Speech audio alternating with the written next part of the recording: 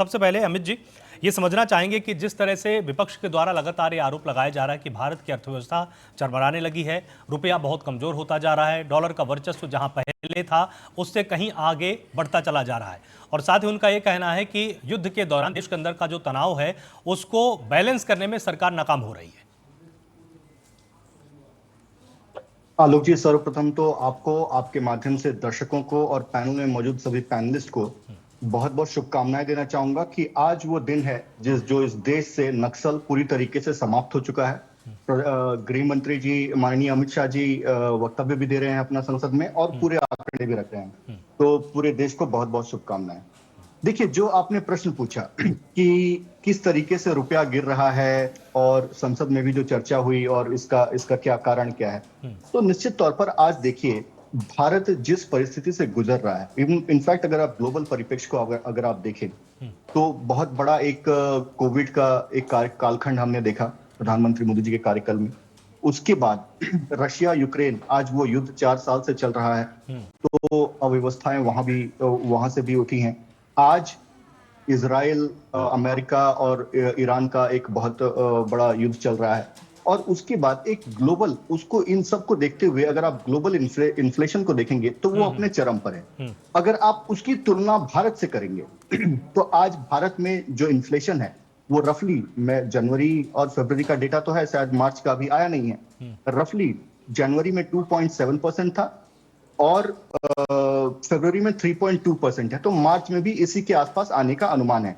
और आरबीआई का जो आंकड़ा है वो क्या कहता है कि आपका 4% से नीचे होना चाहिए, पहली बात। दूसरी बात, आज देश में स्ट्रॉन्ग एफडीआई है, आज हम सबसे बड़ी चौथी अर्थव्यवस्था है, और मैन्युफैक्चरिंग और डिजिटल सेक्टर में हम लीड कर रहे हैं वर्ल्ड को। मैन्युफैक्चरिंग सेक्टर्स में भी हम पीएलआई के माध्यम से उनको सपोर्ट देने का काम कर रहे हैं, और डिजिटल जो यूपीआई वगैरह कहते हैं उसमें तो हम लीड कर रहे हैं दुनिया को।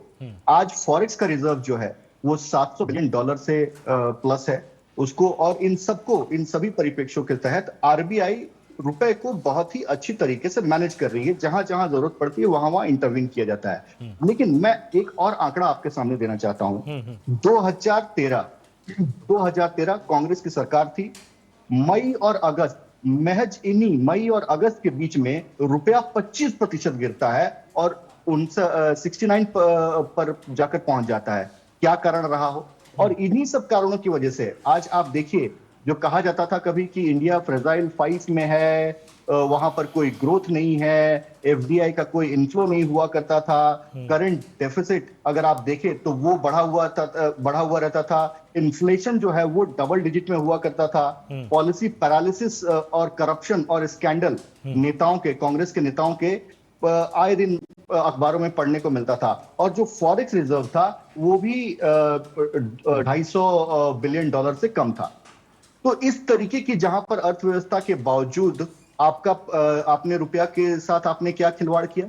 आज इतनी मजबूती के साथ हम टिके हुए हैं, और ऐसा नहीं है कि रुपया कोई फ्री फ्लो गिरने वाली करेंसी है। जहां जहां जरूरत पड़ता है वहां वहां आरबीआई वहां इंटरवीन करती है। जैसे आज ही आपने देखा रुपए में थोड़ा सा सुधार भी हुआ था, जितना पिछले दिन गिरा था पिछले सप्ताह में, तो वहां पर इंटरवीन भी करती है और इसको रोका भी जाता है। लेकिन जब आपके समय में रुपया चला गया 68 रुपए डॉलर के मुकाबले में, 69 रुपए डॉलर के मुकाबले में, तब पी चिदम्बरम जी कहते थे कि इससे हमारे एक्सपोर्टर्स को फायदा होगा, इससे हमारे फार्मा उद्योग को फायदा होगा। भैया, आज कहां चली गई वो लॉजिक आपकी इकोनॉमिक्स की? वो लॉजिक के तहत अगर देखा जाए तो वही आज भी अप्लाई कीजिए ना। तो मैं ये कहना चाहता हूं आलोक जी कि जिस तरीके से सिर्फ विरोध के लिए विरोध नहीं होना चाहिए, देश के आज संकट की घड़ी में देश को एक साथ खड़े होकर एक साथ दिखना है, हर परिस्थिति में विश्व के सामने एक साथ हमें हर मंच पर एक साथ दिखना है। तो केवल विरोध के लिए विरोध, ऐसा नहीं होना चाहिए। हाँ, आपके तर्क में लॉजिक है, उस पर हम जवाब देने के लिए निश्चित कटिबद्ध हैं, हमारी सरकार है, हम उस पर जवाब भी देंगे। लेकिन अनर्गल प्रलाप नहीं होना चाहिए, रुदाली रोना नहीं होना चाहिए। और जिस तरीके से इस पूरे के पूरे, आप पूरे एशिया इकोनॉमी को देखिए ना, आज जापान की जो करेंसी है वो एक साल में 6.5% गिर जाती है। फिलीपींस की जो करेंसी है वो 4% गिर जाती है, इंडोनेशिया की करेंसी 5% गिर जाती है, और ब्रिटेन की जो कहा जाता है कि बहुत स्टेबल है, ब्रिटेन की करेंसी पिछले एक साल में 10.6% गिर गई डॉलर के मुकाबले में। अब बताइए, तो जहां पर इतना डबल डिजिट का वहां पर डिफ्लेशन है, वहां हमारी करेंसी अगर स्टेबल तौर पर और स्ट्रेटेजिक तौर पर अगर अगर उसको गिराया भी जा रहा है, तो एक स्ट्रेटेजिक तौर पर अगर उसको थोड़ा सा गिर भी रहा है, तो इसमें इतना हाई तौबा मनाने बचाने की कोई जरूरत नहीं पड़ती है। और ठीक। एक बात मैं आपको कह देता हूं कि 2011 और 12, सिर्फ तो अभी तो मैंने सिर्फ आपको 2013 का आंकड़ा दिया, 2011 और 12 में 13.9% रुपया गिरा था डॉलर के मुकाबले। 2025-26 में सिर्फ 11% गिरा है। तो जितना कांग्रेस पार्टी जितना इन सब चीजों को लेकर बात करेगी, उतना उसके ही जो कालखंड में जितने कारनामे थे वही सब बाहर आएंगे।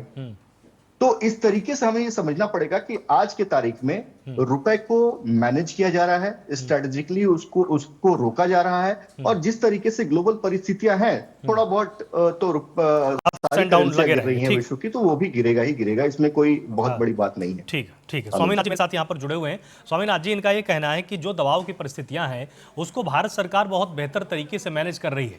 इनका ये कहना है कि जब इनका कार्यकाल था, मनमोहन सिंह जी पहले वित्त मंत्री भी रह चुके थे, उसके बाद प्रधानमंत्री बने, उनके कार्यकाल में जो गिरने का प्रतिशत था वो हमारी सरकार से अधिक था।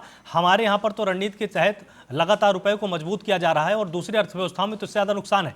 इसमें विपक्ष को ज़्यादा शोर नहीं मचाना चाहिए। देखिए आलोक जी, सभी हमारे आपके दर्शकों को और पैनलिस्ट को मेरे तरफ से नमस्कार।